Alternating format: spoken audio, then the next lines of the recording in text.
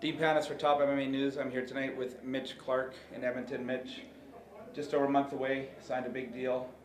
TFC Championship coming up July 17th, TFC 11. Who are you facing?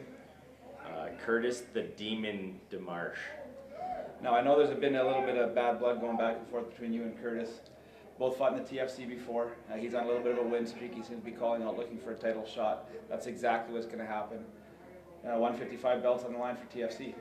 Yeah, I'm looking really forward to it. Yeah, there's a little bit of bad blood.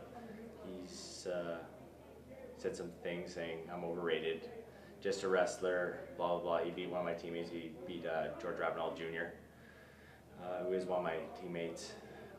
Also, I just don't like his face. Yeah, and Curtis seems to have no problem calling out the fans in Edmonton. I've, working for TFC myself, seen him in the cage all the time, and he definitely wants that shot. He thinks he deserves it. He's on a roll himself, so I'll give him credit with that. Very impressive win last time I saw him against George, which surprised me, the way he handled it so quick. As you said first, with getting booed by the Edmonton fans, the time when he did beat George, he was like calling on the boos, thinking they were awesome, and then last time when he fought Mike Bell, he's like, "This is my home away from home," and it's a load of crap. And in the dressing room, he's like, "Why do the Edmonton fans boo me?" Well, it's because you're a jerk.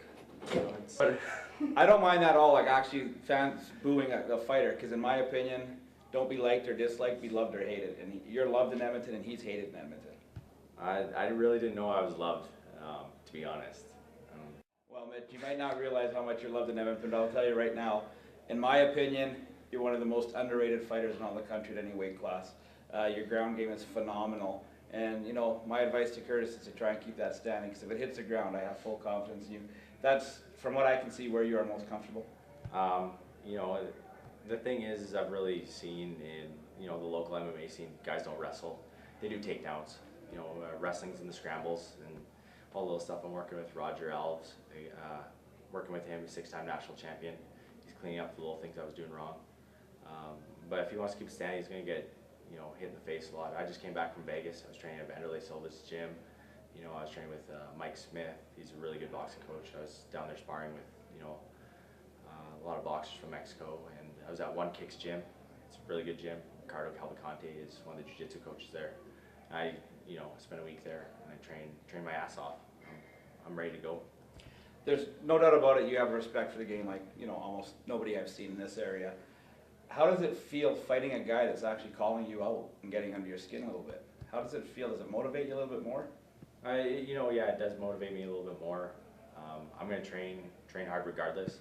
But, those days when, something hurts and you don't want to roll out of bed, to go run or, go do cardio, I just see his little smug grin on his face, and, I get out and I go diet, I go weigh my food, I do everything I need to do. Well, like I said, I'm a huge fan of Mitch Clarke. I'm absolutely looking forward to you fighting. I'm actually looking forward to you being a little bit pissed off and see what it gets out of you. For Top MMA News, I'm Dean Panas.